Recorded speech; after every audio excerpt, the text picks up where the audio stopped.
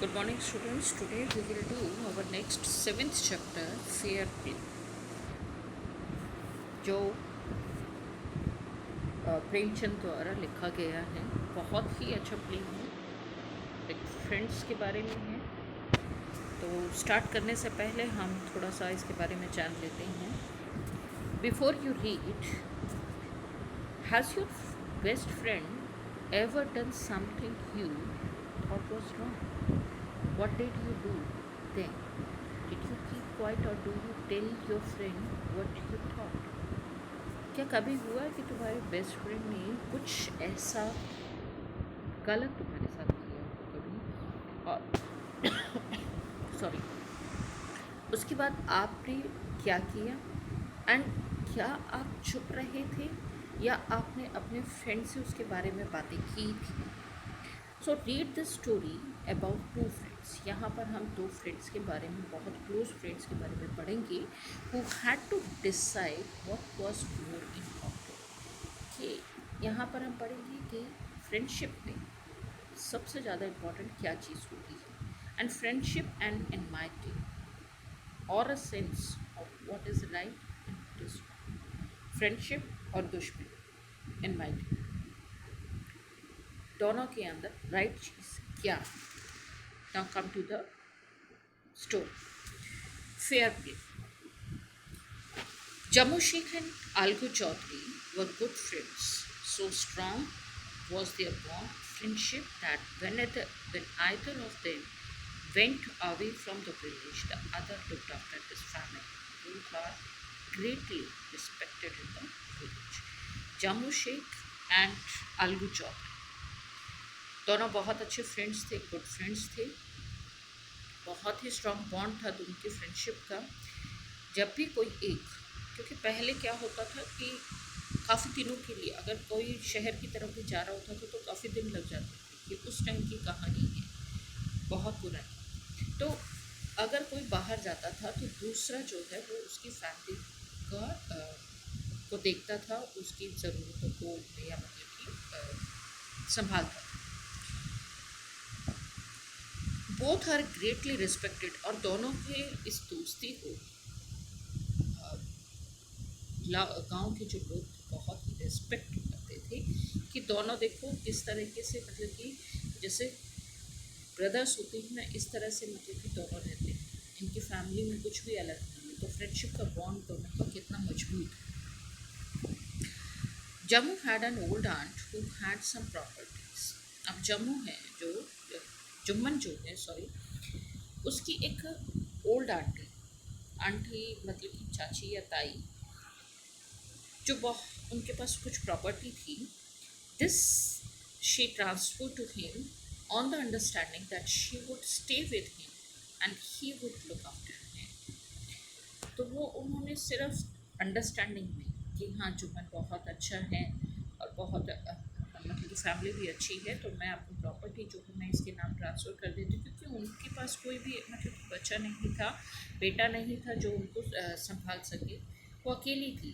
तो इसीलिए उन्होंने जुम्मन को क्या किया, अपनी प्रॉपर्टी जो है वो ट्रांसफ़र कर दी कि आप ये मेरा बेटे की तरह मेरी देखभाल करें।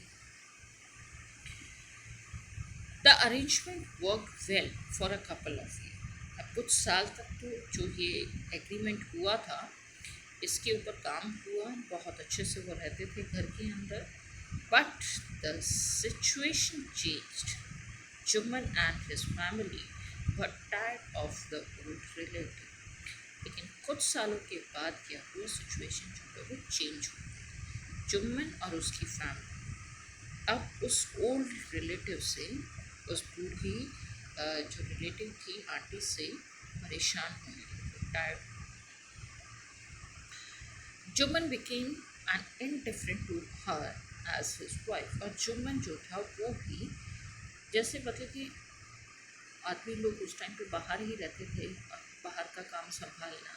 लेकिन यहाँ पर है कि जुम्मन भी ना अपनी आंटी के साथ उसके वो रिलेशंस नहीं थे, वो भी जैसे उसकी वाइफ करती थी ना उसी की तरह ही वो बिहेव करने लग गया था। Who grudged even the little food that the old lady wanted every day. जिसकी वजह से क्या हुआ, अब वो जो ओल्ड लेडी थी वो भी बहुत ज़्यादा परेशान, अनहैप्पी, एंग्री, मतलब ये सारा उनके बीच में चलने लग गया थोड़े से फूड के। She swallowed this insults along with her food for a few months. अब उसको क्या हुआ, थोड़े से दिनों के बाद वो इंसल्ट फील करने लग गई और वो उससे ना टॉलरेट नहीं हुआ उस ओल्ड लेडी से। तो उसने, but patiently has its limits, उसका पेशेंस जो है वो अब ख़त्म हो गया था। उसको फील हो रहा था बहुत ही ज़्यादा, वो अब टॉलरेट नहीं कर पा रही थी इस चीज़ को। तो one day she spoke to Jumman, तो एक दिन उसने कह ही दिया जुम्मन से, my son, it is now obvious that I am not wanted in your house. अब क्या है कि समय आ गया है कि मैं तुम्हें अब बता दूं, क्योंकि अब मेरे से टॉलरेट नहीं हो रही हैं ये चीज़ें, कि मैं अब तुम्हारे घर में नहीं रह सकती। Kindly give me a monthly allowance so that I can set up a separate kitchen. तुम ना महीने के कुछ मुझे मतलब कि पैसे दे दिया करो, भत्ता दे दिया करो, अलाउंस मंथली का कुछ पेमेंट दे दिया करो, सो दैट कि मैं अपनी सेपरेट किचन बना कर और मैं उसमें अपना खाना बना सकूँ। My wife knows best how to run the house. तो जुम्मन कहता है एकदम से, बी पेशेंट, मतलब कि शेमलेसली, बड़े ही जैसे बड़ों के साथ गुस्से में कभी बात नहीं करनी चाहिए, लेकिन वो बहुत ज़्यादा बेशर्मी से अब बात कर रहा था कि मेरी वाइफ को पता है कि घर को कैसे चलाना है, तो तुम जो है थोड़ा शांत रहना सीखो। This made his aunt very angry and she decided to take her case to the village panchayat. अब जब वो ओल्ड लेडी ने उसको भी देखा कि वो भी गुस्से से बात कर रहा है, तो उसने, वो बहुत गुस्से में आ गई और उसने वो क्या है, अपनी जो ये सिचुएशन थी, अपना जो केस था, उसने डिसाइड किया कि मैं इसको पंचायत में लेकर जाऊँगी, क्योंकि उस टाइम पे गांव के अंदर पंचायतें ही होती थी, कोर्ट्स वगैरह नहीं होते थे। तो उसने सोचा कि मैं अब इसको गांव की पंचायत में ही रखूँगी। For many days, the old lady was seen talking to the villagers, explaining her case and seeking their support. Some sympathized with her, others laughed at her, and a few others advised her to make it up with her nephew and his wife. अब यहाँ पर जो old lady थी वो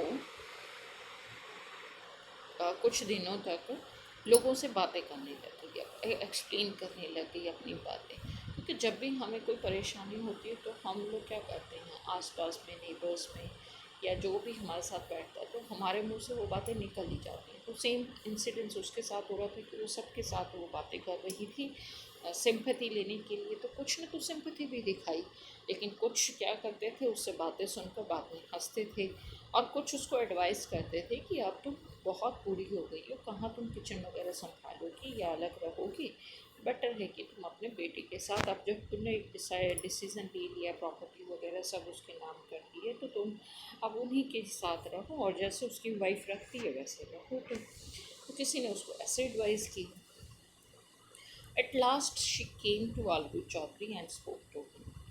last में अब अलगू चौधरी बच गया था, तो उसने अलगू चौधरी के पास गई और उससे भी बातें की।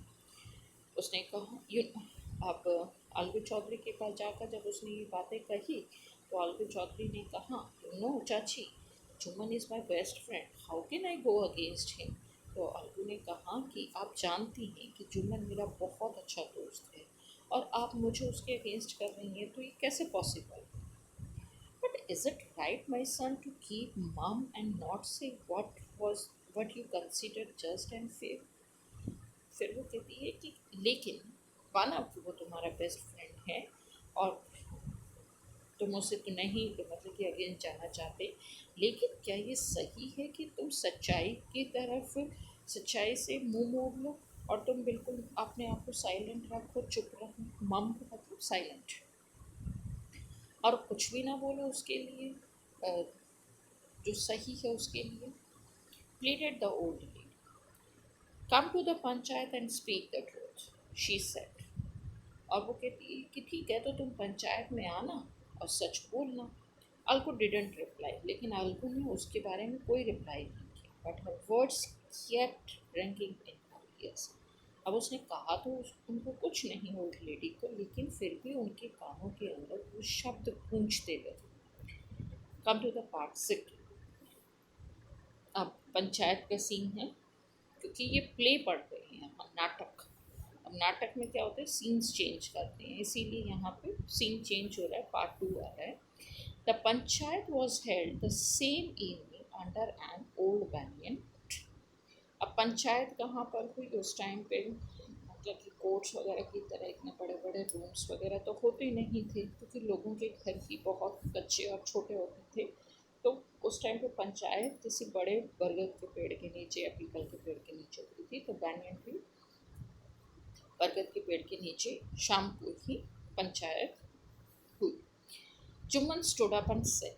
जुम्मन खड़ा हुआ और उसने कहा, the voice of the panchayat is the voice of the God. और उस टाइम पे जो पंचायत कहती थी, हर इंसान उसको फॉलो करता था इस तरीके से कि ये गॉड का ही के ही वर्ड्स हैं और जो कहा गया है वो ही फॉलो किया जाएगा. मतलब कि उनको इतनी रिस्पेक्ट होती थी पंचों को. तो वो कहता है कि जो पंचायत की वॉइस होगी, जो निर्णय होगा वही भगवान का निर्णय होगा. Let my aunt nominate the head panchayat. और इसके अंदर जो जब पंचायत बैठती थी तो उसके हेड में जो भी इंसान होता था वो अपनी पसंद का एक इंसान चुन सकता था. तो वो कहता है कि मैं ये मौका आंटी को देता हूँ कि वो नॉमिनेट करेंगी कि पंच का हेड कौन होगा, मतलब कि जो डिसीजन लेगा. I will abide by her decision. और मैं इनके डिसीजन को फॉलो करूँगा. The panch knows neither friend nor enemy. What do you say to Algu Chaudhary, the old lady announced. तो ओल्ड लेडी जो थी उसने अनाउंस किया कि पंच के अंदर ना तो कोई फ्रेंड होता है, ना कोई एनिमी होता है, ना दोस्त होता है, ना दुश्मन होता है. तो क्या कहते हो तुम अलगू चौधरी. Fine, replied Jumman. इसका मतलब अब आंटी ने जुम्मन अलगू चौधरी को ये मौका दिया कि वो हेड ऑफ द पंचायत करे. तो जुम्मन कहता है fine. Replied Jumman, hiding his joy over this unexpected piece of luck. अब जब कोई चीज़ हमारी पसंद से, या हम देखते हैं ना कि हमारा फ्रेंड, हाँ ठीक है आ रहा है तो मेरा फ्रेंड तो मेरे बारे में ही अच्छा बोलेगा, तो हमें एक अंदर से खुशी होती है. तो वही खुशी जो थी अनएक्सपेक्टेड पीस ऑफ लक, मतलब कि उसको लग रहा था कि मेरे ही साथ मेरा फ्रेंड मेरी तरफ ही बोलेगा, तो वो एक खुशी उसके मन में, जुम्मन के मन में हो रही थी. चाची, you are aware of my friendship with Jumman. Algu लेकिन थोड़ा परेशान हो जाता है और वो कहता है कि चाची आप जानती हैं कि हम बहुत अच्छे फ्रेंड्स हैं. I know that, replied the aunt. Aunty कहती है मुझे पता है, but I also know that you will not kill your conscience for the sake of friends.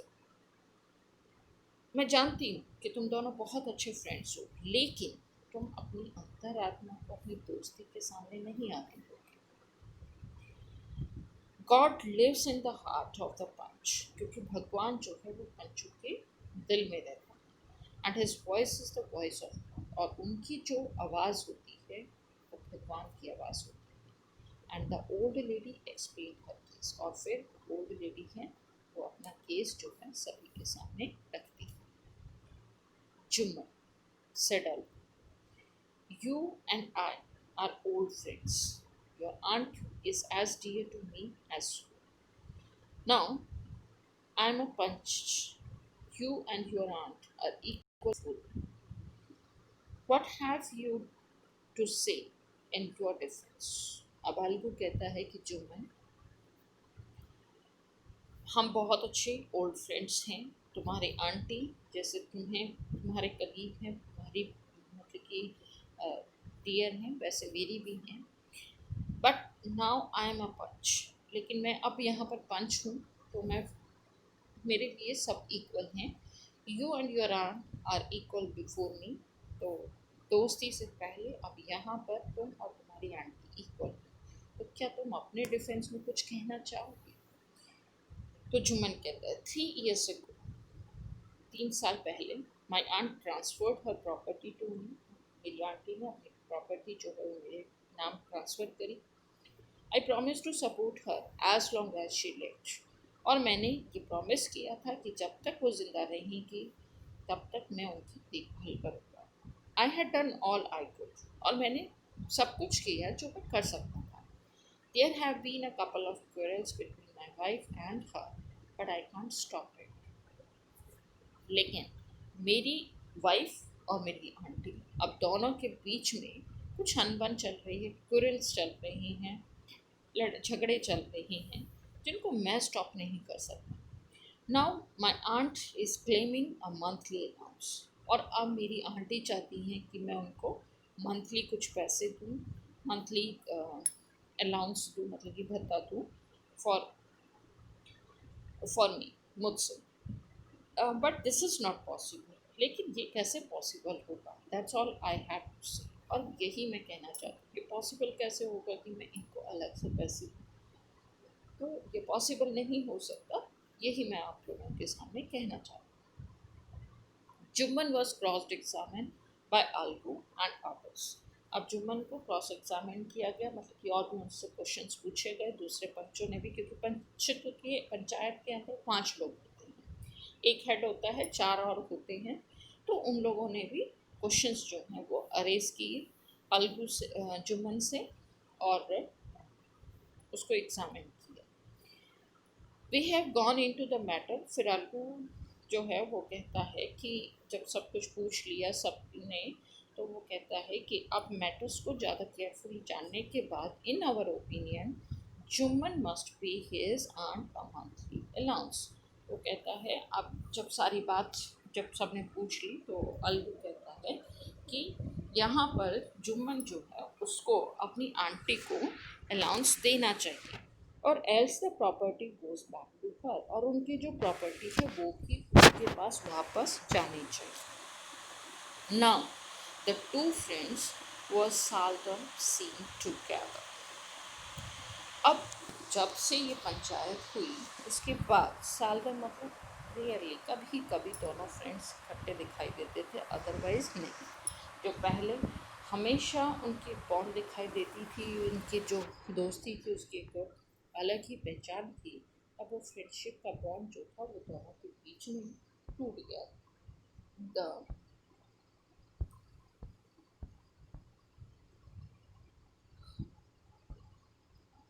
The bond of friendship between them was broken. In fact, Juman was Algu's enemy and wanted his revenge. अब जुम्मन के लिए अलगू जो था वो एक दुश्मन बन गया था और वो रिवेंज लेना चाहता था।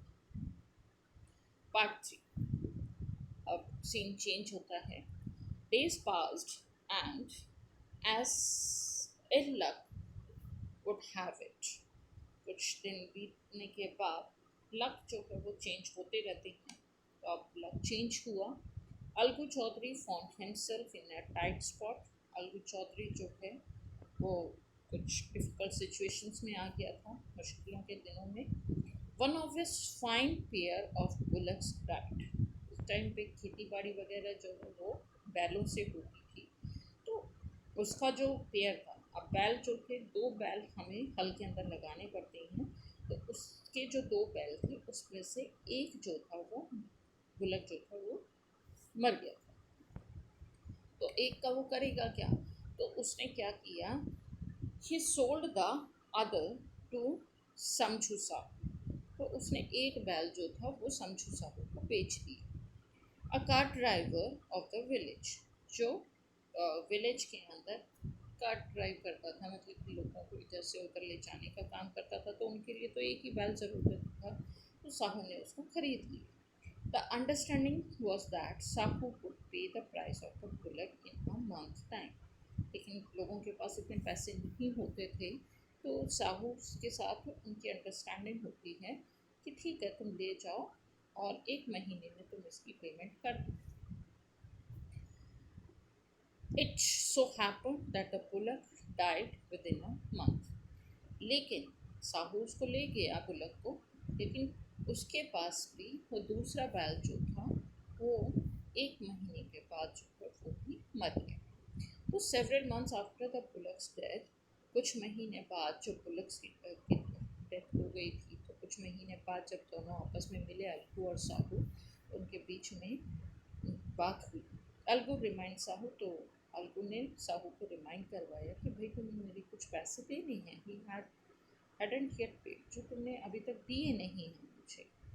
तो साहू गॉट वेरी annoyed, तो साहू को एकदम गुस्सा आता है। annoyed मतलब गुस्से। I can pay you a penny for the wretched beast you sold me, मैं तुम्हें कोई पैसा नहीं दूंगा उस बेकार जानवर के लिए जो तुमने मुझे बेचा था।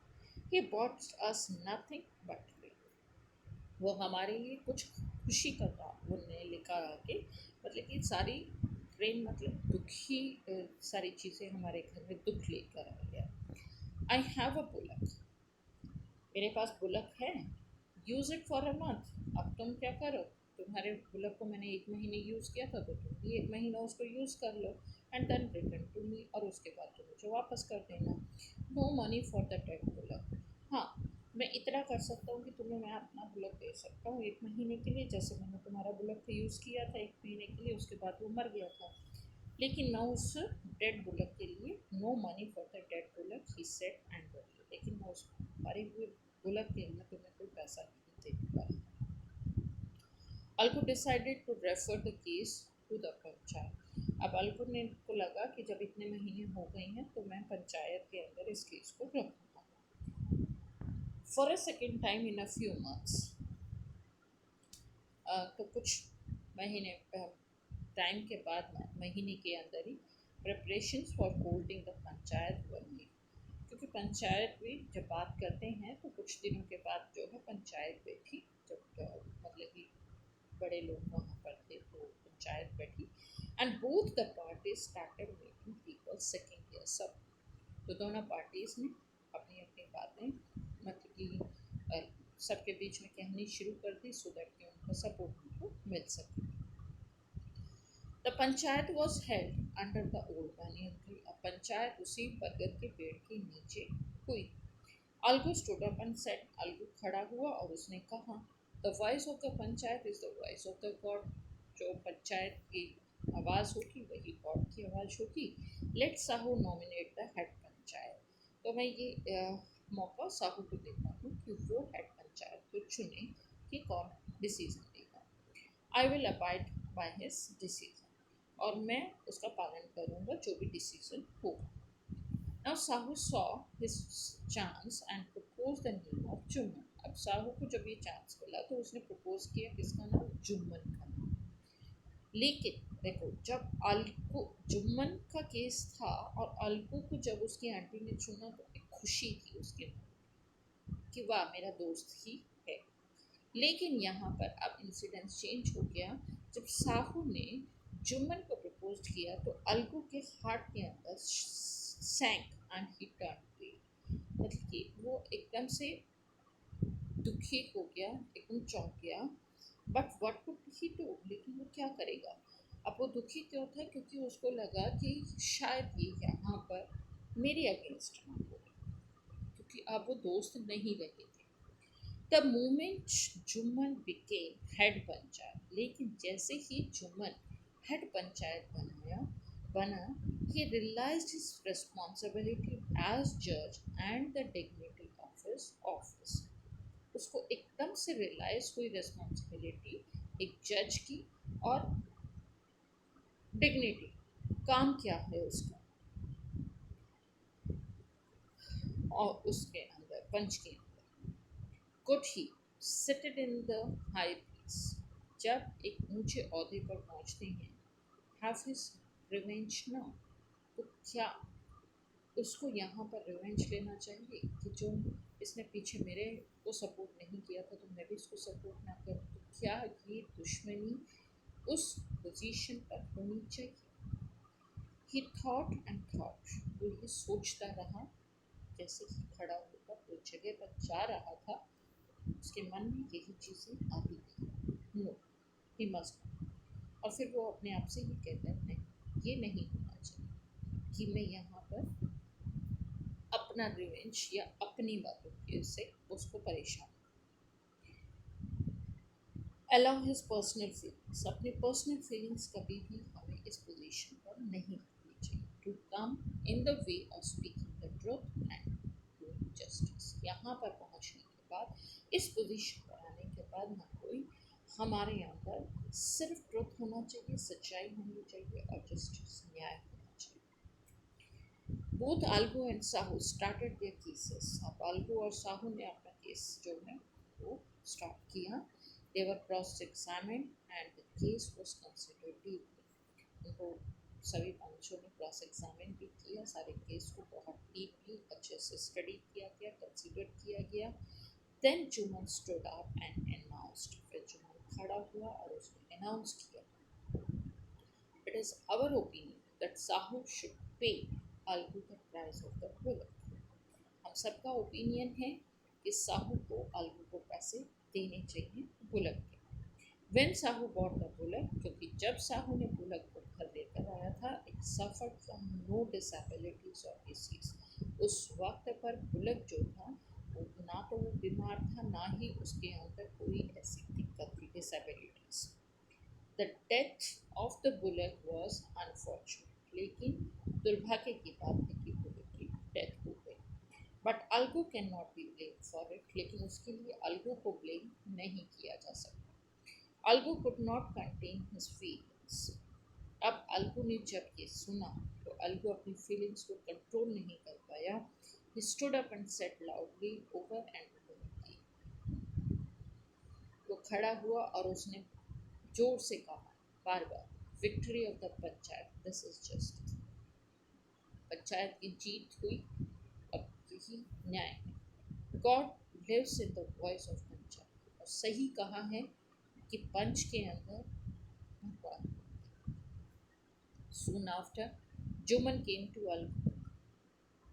जल्दी ही जुमन जो था उसने अनाउंस करने के बाद वो अल्गो के पास आया, embraced him and said, उसको गले लगाया और कहा, since the last पंचायत, जो लास्ट पंचायत थी, उस वक्त से I had become your enemy, मैं तुम्हारा दुश्मन बन गया था। Today I realized what is meant to be a punch, लेकिन आज मुझे रियलाइज हुआ, महसूस हुआ कि पंच क्या है। A punch has no friend nor enemy. पंच का ना कोई दोस्त होता है ना दुश्मन होता है। जब हम उस जगह पर रहते तो हमारे साथ कोई रिलेशन नहीं है। Let no one divide from the path of justice and truth for friendship or humanity. यहाँ पर पहुँचने के बाद